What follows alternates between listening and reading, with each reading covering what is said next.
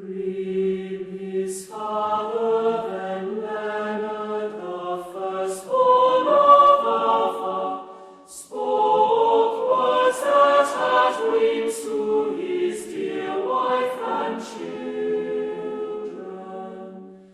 This day, on my word, I shall go to the forest, the sacred deer for to slay.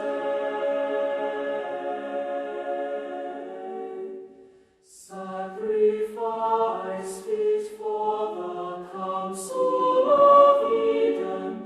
Oh, sacrifice fit for the council, oh Lord, we know. So saying, he mounted his chariot